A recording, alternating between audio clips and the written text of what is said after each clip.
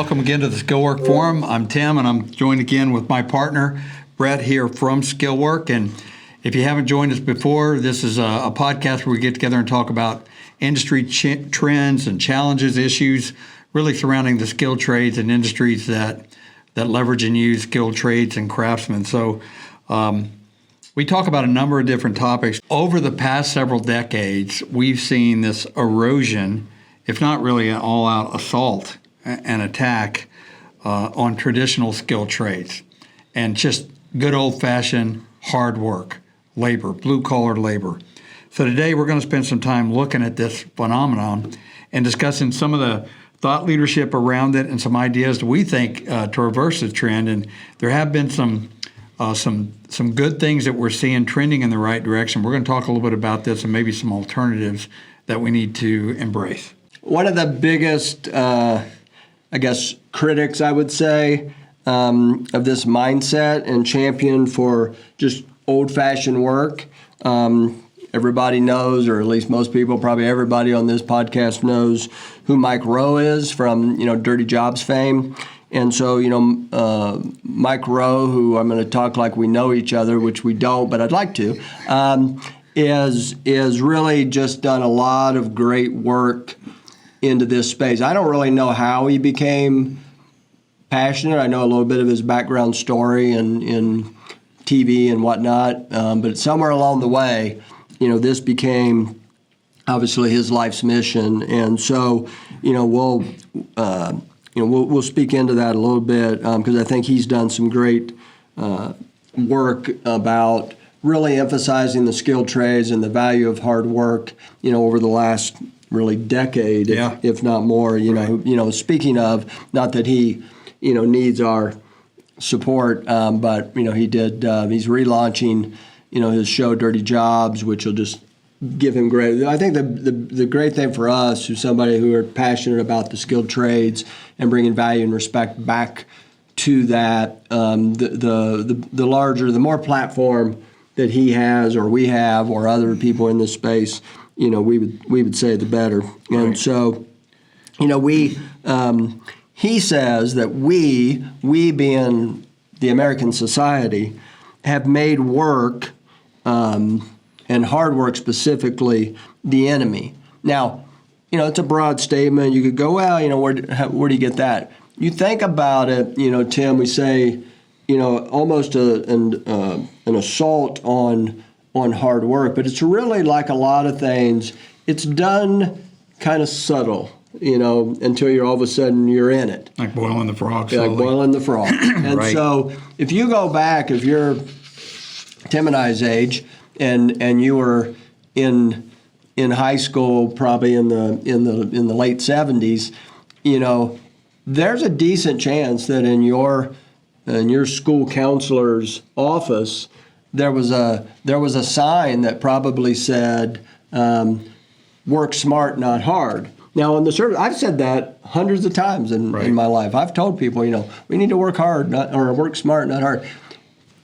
On the surface, yeah, that's true, but little by little, what they were doing is they were degrading hard work, right? Meaning, and they tied hard work to the vocation, to the vocational work, and tied it to what they were really saying is get a 4-year college education. And so little by little, you start to see the penetration and the impact. And now we have this huge skills gap. We've vilified, a lot of, took vocational schools, or shop class out of the high schools, and on and on and on. Like I said, Mike Rowe speaks about this, quite a bit in his different. If you've heard him speak, or you go to his website, you can see it there. So yeah, and I know you brought something to my attention I wasn't aware of either, Brett. Is that you're looking at a Mike Rowe, and obviously his presence out there. Between Mike and us, what did you say? We have over 1 million followers on social media? Yes, between Mike Rowe and us collectively, we have somewhere around about 1.3 million followers. That's amazing. So So yeah, partners, really. We are partners, yes. Yeah, there's other people, I try to associate myself, I'm almost a billionaire too if I associate myself with the right person. That's right. So, that's right. So, Mike, I know you appreciate us shouting you out there, but I love what he stands for and what he says. He's a great thought leader in this. And, we've really, and you talked about it, Brett, we've devalued any career path for young people coming out of school to success. So any path to success that didn't include a 4-year college education and aspire to have a corner office, anything other than that was devalued and looked upon and somehow even shamed, that there was like a stigma against that. And I believe that 4-year universities have done an amazing job. Let's face it, they're a business. The vast majority of them are in a business, and they've done a great job marketing their product. They have convinced us, all of us, that it's perfectly reasonable to go $100,000 into debt, or more in some cases, to acquire an education that may result in a $30,000 to $50,000 a year job. That math just doesn't, that ROI just doesn't add up to me. According to, I was looking at some statistics about the cost. So according to a U.S. News and World Report study that just came out last year, in-state tuition, so your run-of-the-mill in-state, land-grant university, in-state tuitions and fees at those universities have grown 211% since 2002. So in 20 years, 211% increase. That's crazy.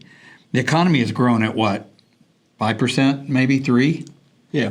So 5 would be high. 5 would be a high a good year, right? 3%, so 211% college university cost. So case in point, we talk about it, and many of our friends and their kids are graduating high school. You go to a graduation party, you always ask them, where are you going to go to school? Right? And the parents, it's almost like it's a badge of honor on their part that their son or daughter is going to a university, which there's nothing wrong with that in many cases. But it's almost like a sign of honor to say that, and it's one of shame if you say, well, they're going to a community college or a trade school, or they're going to join the military, God forbid. But that's a mindset that has to change. Absolutely. It's, and I would, I would offer, without getting ourselves in trouble, is that Go ahead. I don't know that the universities, you don't have to be that good at marketing your product if you've got everybody else selling your product. Sure. And so, the public education system, you can apply this to however you want in our current society. But if you can get these other groups selling what you're trying to sell, so when you start telling second graders, gotta go to college. Yeah, then they don't really have to market themselves. They just sit there and collect the money. And so the it's a bit of a it's been a 1-2 punch. We laid the foundation really by taking the vocational schools out, taking shop class out. We created this widening skills gap, and in the process, we generated a massive student loan debt to the point now where really the system is broke. We've got all this need. We just talked about in a podcast recently, Tim, about of the high end skilled talent. That 2.8 or 2.4 million, I think it was, that would go unfilled in the next 6 years by 2028 with a huge economic impact. Right. And so in the meantime, and we'll unpack it a little bit more here in a minute, but you got a current student loan debt that has now eclipsed $1.5 trillion. A trillion. I believe it's the second largest debt in our society, is I think I read somewhere. But we talk about it. It's kind of I think I'm stealing this from Mike Rowe as well. But he says We talk about, you hear it all the time, it's a great politician thing, they all like to talk about it. We talk about creating millions of shovel-ready jobs, but then we shame anyone who ever wants to pick up a shovel. Yeah. So it's become ingrained in us. We're selling one thing but discouraging something else, and it's got to give. And I think that's, we want to kind of say, are we seeing any light? Yeah, I mean, you think about that student loan debt too, and now there's more and more politicians. It's very popular to talk about forgiving that debt. So what are we doing by doing that? We're forgiving that debt. Essentially, we're saying that there is no consequence to pursuing that, accruing all that debt, and so there's no incentive to work hard. Many people, I went through college, and a lot of it was my own, paid my way, took some student loans, et cetera, so forth, paid all those back. So we're by that very nature of forgiving that debt, we're disincentivizing people from working hard. Right. So everything is running counter to what we as a society and a culture need to succeed. So you mentioned Mike Rowe.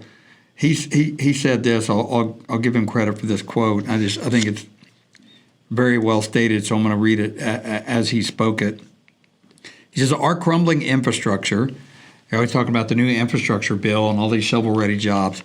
So he says our crumbling infrastructure, our widening skills gap, the disappearance of vocational education, and the atmospheric rise in college tuition are not the problem, though. It sounds like we've been talking about that's the problem. What Mike Rowe says, and I think this is what really resonates, those are just symptoms of what we value. This is a value, what we value as a culture issue. So what you value is what you invest time, energy, and resources against. So this is what do we value as a culture? The bottom line, we have to reconnect the average American out there with the value, respect, and dignity and opportunity of a skilled trade.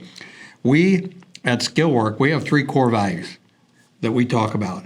Honor to God in everything we do. That's number one. We're not ashamed about that and never will back away from that. We believe that that's our most important core value. Our second one is respect our skilled tradesmen and value what they do. That's our number 2 core value as a business. And we think that's how important it is. And that's what we live by here. And anybody that works here at Skillwork knows these things, and we live by it every day.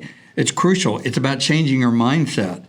So you think about, everybody talks about, hey, I got potholes. I need my road fixed.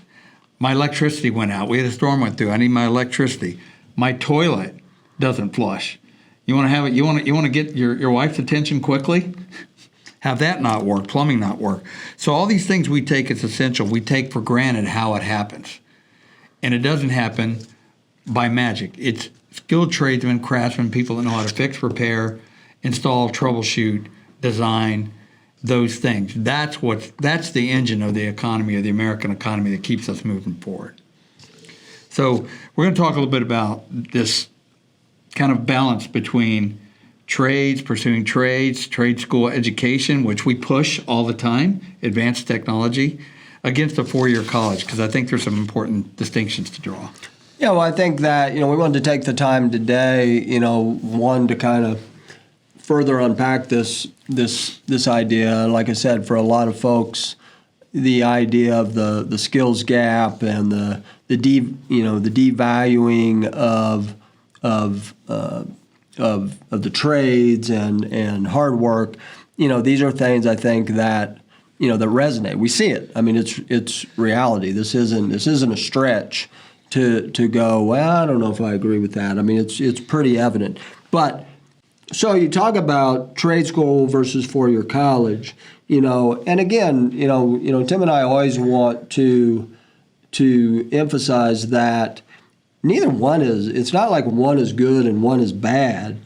It's really, we've got to get back to a point where we recognize they both have value. It's similar to the saying, don't bring a sword to a gunfight. If your skills, your personality, your lean, your aptitude. Your aptitude says, I want to do this, then pursue that.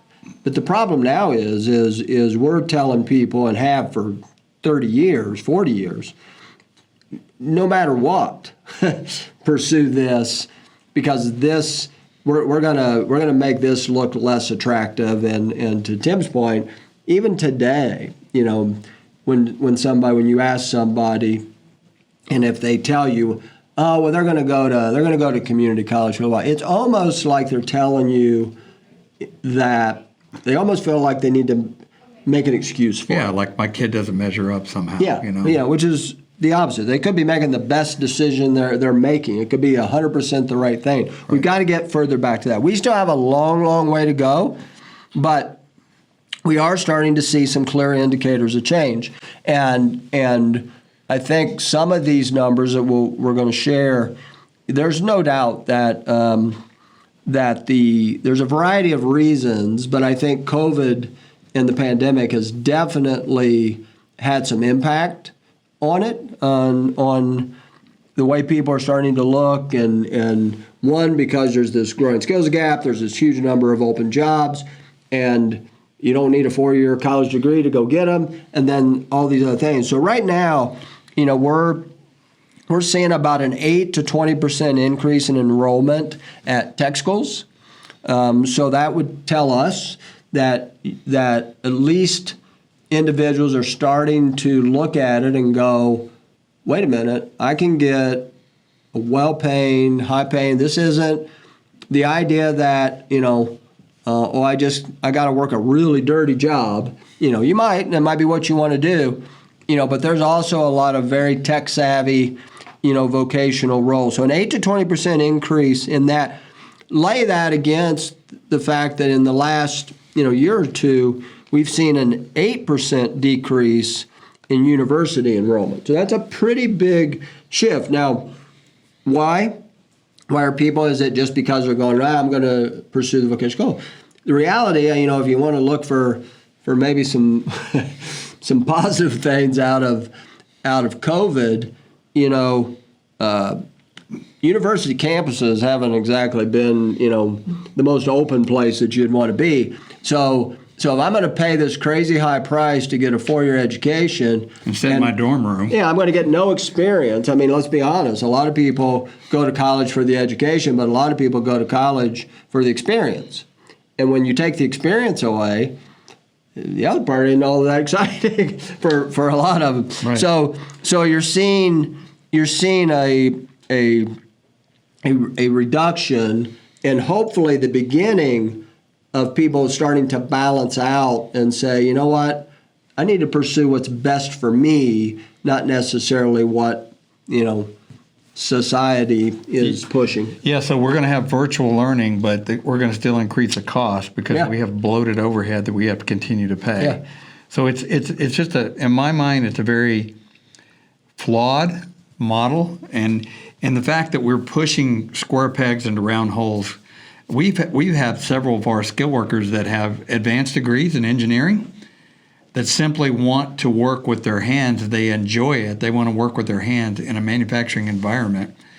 That's what gives them life. They enjoy doing that, and I hear that more and more. And we ought to encourage people to pursue things that their God-gifted ability calls them into doing. So there's choices to be made. Here's some facts that maybe help you. Maybe you've got somebody that you're advising and what to pursue, or maybe a kid that's coming out of high school or what have you. But here's some facts to consider when making the choice between a trade school, community college, even a military approach to learn a skill versus a traditional 4-year school.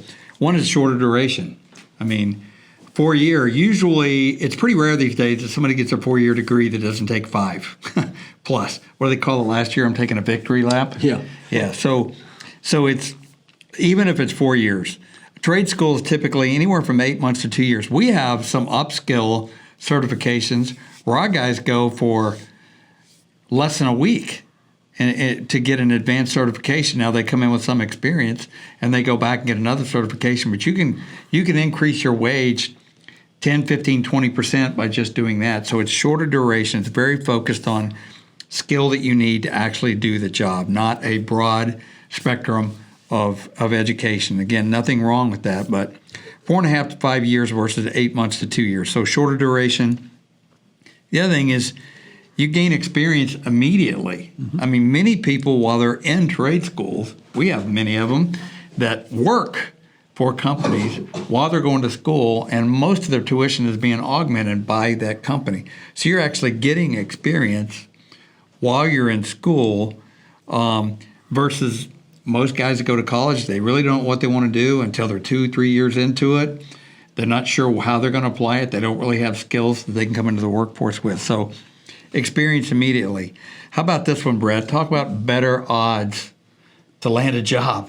Well, I think it's one of the big. I'm trying to find a nice word to say. I think it's one of the big lies of higher education. And again, hey, if you want to be a doctor or an accountant or a very specific, because in those you are going to get much more direct hands-on, but this idea that you're going to go to college, and as Tim just said, 2 to 3 years, I'll kind of figure out, they're teaching you they've sold us on the idea, we're going to teach you a very broad, kind of an academic. You hear people all the time. I was just talking to a young guy at a university here in Omaha the other day, and he's a super smart young guy, got a very entrepreneurial mind, and he goes, I don't know what I'm going to do with any of this stuff they're teaching me. He goes, I just want to apply it. I want to go to work. So he's an example of somebody, he's really struggling with this. Come to school for 4 or 5 years. We're going to teach you this very broad base of information, and then we're going to throw you out into the world, and you figure out how to apply it to a job. The reality is that right now you think about this, we have 7 million, north of 7 million open jobs currently. And yet 8.5% of college graduates can't find a job currently. Or one they'll take. Or one they'll take, or one that the company looks and goes, well, I don't really know what we're going to do with that skill you have. Right. And so that's a reality. So I spent all this money, and 8.5%. Bigger than that is 16.8% are underemployed. So in other words, they went to college, they got the degree, they're not going to work in that field. And so they are now asking you, do you want what's the sizes, either a grande or a whatever a barista asks you. So it's a shout out. We're doing a great job of, and I'm picking on the baristas, but you want fries with that burger. Of educating, that we've got highly educated people putting froth on. And so, but it's unfortunate, but they're underemployed because they don't know, what do I do with this? I got this 4.5, 5 year education, then now I've got to apply. In contrast, almost 100%. Now, there's never going to be 100% because there's always a flake in the bunch, and so somebody for whatever reason. But you go and you get a vocational education, a specific, learn a skill, learn as you go, because that's the way you're wired, first of all, and you want to apply it, and you want to put your hands on it, and you want to do it. Almost 100% of those individuals are coming out of that 8 months to 2 years, not 4.5 to 5 years, with a job. Yeah, I mean, those are pretty good odds. So great odds to land a job. After all, you ask people, I've asked young people this that have asked me about career advice and so forth, and they're pursuing a college degree. And I'll pull the thread on that a little bit. Well, what's the purpose? What is this? What's the why? What are you after? And ultimately, when you get through, I want the experience. I want to get away from home. I want to learn to be independent. Ultimately, at the end of the day, I keep saying, okay, then what? And then what? It's like, well, I want to land a job. I want to be able to go and do and experience life. I'm like, so ultimately it's about getting a job, right? I mean, that's the end of the day. What are you doing that for, pursuing that? And I'm a big believer in education and learning and some of the, liberal arts sort of things that you learn. I think there's advantage to that. But again, you can learn a lot of that without having to go get a 4-year degree of self-learning. So the cost we've talked about too, this is another reason to compare the two. Average cost for trade school is somewhere between $10,000 and $22,000. And that's coming out with a certified skill and probably some experience. That's typical. A typical bachelor's degree, $75,000 to $170,000 to get a bachelor's degree. And I'm coming out with a degree that, I mean, let's face it, just go to Google your local university, look up at degrees offered. I would challenge you if you even know what half of the degrees actually do.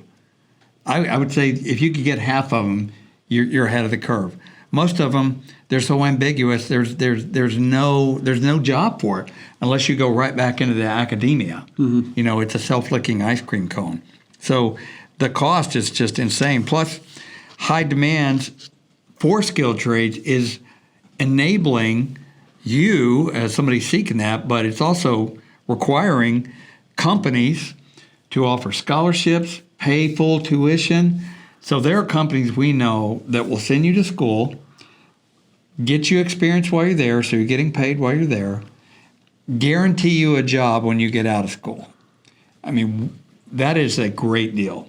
That is a great deal. And we talk at some of our other podcasts about what sort of wage you can earn. The idea that you're thinking, okay, I'm an electrician, so I'm only going to make $18,000 a year. That's just wrong. Google it, look it up, see what the average salary is and wage for somebody with an advanced skilled trade. You can make we have many skilled workers that work for us now that are making 6-figure incomes. It's based on your amount of drive and how hard you want to work. So the last thing, it's a cost-related thing, but it's a ROI. We talk about it. Return on investment. You're going to be way ahead of the game, at least $140,000 ahead of the game, just based on the numbers we used in the first 5 years. So why dig a hole? Why start out your life in a debt when you don't have to? So lower cost, great earning potential, direct entry into the workforce. All these things are reasons why we think it's a good idea to pursue that. Yeah, or at minimum, it at least should be under consideration, Sure. and not just under consideration, but should be considered as an equal value. You really shouldn't. The term gets used, for skilled trades or vocational training as alternative education. Again, another little subtle thing that we told all the kids, is that, well, this is higher education and this is alternative education.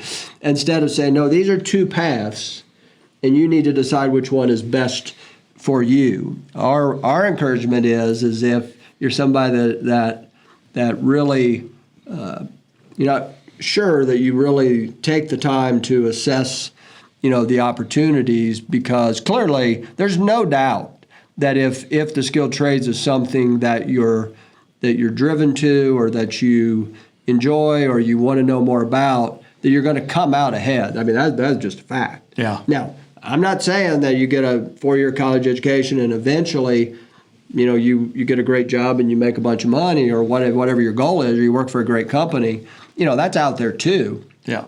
But I was just thinking too, about the idea of the path I took. I went into the military. I didn't see a lot of options for me at the time. It wasn't as easy to go to college. I went in the military, and through that was afforded the opportunity to get my, undergraduate and postgraduate education, which I valued. Down the road, when I got a little bit more mature and I earned some money and put away. So even if you pursue a skilled trade for some period of time, 3 to 5 years, you want to go do that, you want to learn a skill that you can have with you the rest of your life, you make some money, you put it away, and then decide, have a little bit of maturity about you, then decide, hey, I want to now own this company. I want to start my company. I need some, I need some advanced skills to be able to do that, then go do that. So that, to me, is also a very smart thing to look at. Yeah, for sure. Yeah, I mean, Tim, I don't know if it's what, drove us to this spot in our careers with Skillwork, but, both you and I, and we took a different path. We both ended up with a 4-year plus education, mine in business and industrial technology, and Tim's in underwater basket weaving. Yes. No, it's actually in business. So right. Business. That's what I thought, but I don't want to put words in your mouth. So but I like Tim, I didn't go a traditional path for a variety of life reasons, but I do think it made me appreciate it more. I worked through the entire time I went to school. I got a 2-year community degree initially in electronics, then went on to a 4-year after that. Worked the whole time, put myself through school. It was not a traditional path. So I think probably appreciate it a little differently, and at the same time, look at individuals now and today, we're afforded the luxury of being able to talk to different individuals, and some of them are not young. Some people are making a decision. We're going to talk in a minute here about upskilling and reskilling, but also from an education. You could be 40.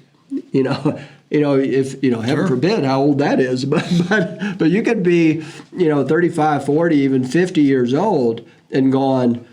I want to learn something additional. Or I want to go back to school. In that type of thing, you can make those decisions. Sure. So the other piece of this is as we talk about, kind of this path of how, ways to, I guess we're doing a couple things here. We're saying we've got to change our view as a society and how we value the skills, the vocational trades, the things that we take for granted, like electricity and running water and so forth, types of things. We've got to revalue those. Part of that is this, what we just talked about, the true, honest evaluation between trade school and a 4-year college. Going to be different for different people, but you really got to start to look at it. The other piece, and this is something now where companies have really got to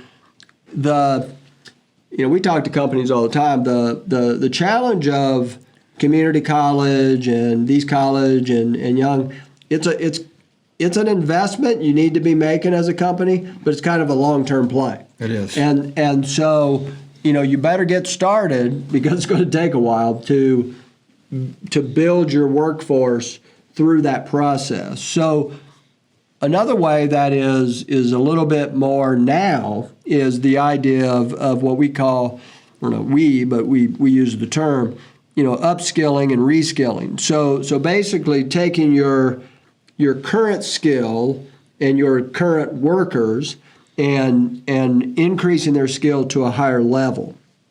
We talked about in a recent podcast recently in length about 4IR or Industry 4.0, and that in that we talked about the higher skills and how necessary they're going to be to really take full advantage of that, and lucrative for that group. There was a recent Forbes technology article that stated for manufacturing, tech-savvy workers are an extremely hot commodity.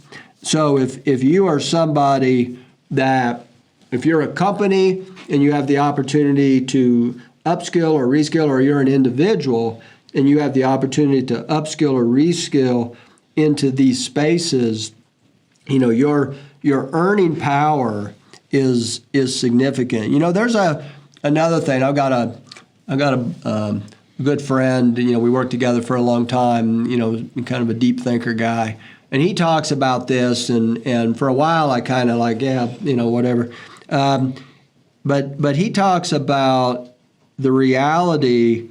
We talk about the workforce and how difficult it is. We've both been in the workforce for a long time. He's retired now. But looking and going, what has changed? What's the dynamic? Why can't we find people? The reality is part of the shrinking worker pool is due to American birth rates. The retiring baby boomers is a big piece, but you couple the fact that we just don't have as many people available, and that's decreasing. And then you've got this group retiring. You've created a bit of this, perfect storm, as we say, that is forcing companies to further automate and utilize advanced technology, because the fact is, what maybe used to you could hire 20 people and you could put them in that spot, those 20 people aren't there for a variety of reasons. Right. And COVID has only accelerated that.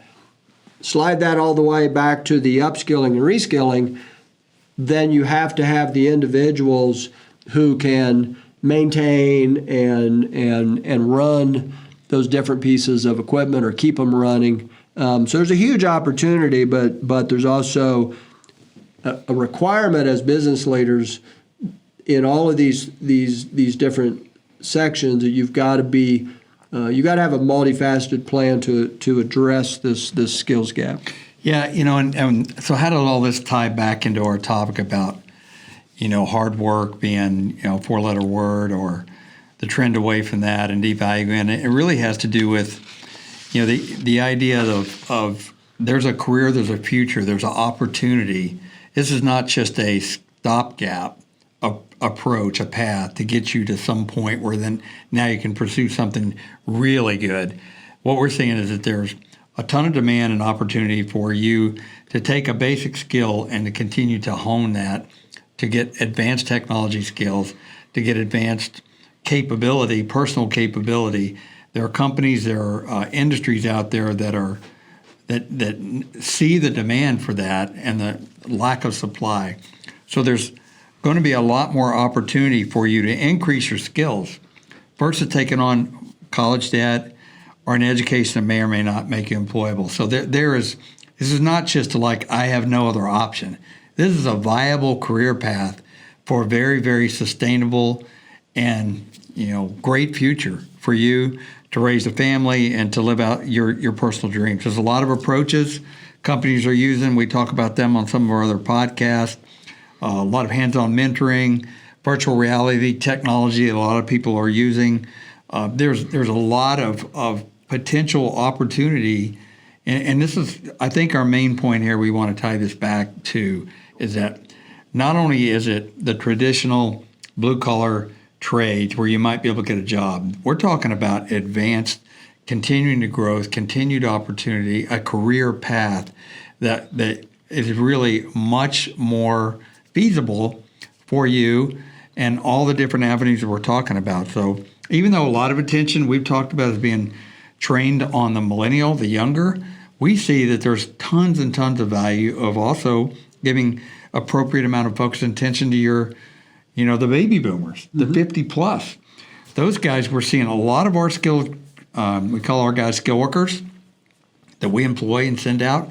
Many of them have all this experience and they are learning these new advanced skills. So you take the combination of work ethic, tremendous amount of experience on the job and how to deal with a lot of different issues, and you give them a little bit of upskilling, a little bit of opportunity to learn a new trade. Now all of a sudden, they're energized for another 10, 12, 15 years, and they also can pass on all the experience to the younger generation coming in. So there's a lot of opportunity for this, and we recruit and we place a lot of these guys, and we believe that don't just buy into the idea that it has to be the younger people, the younger generation coming out of trade schools.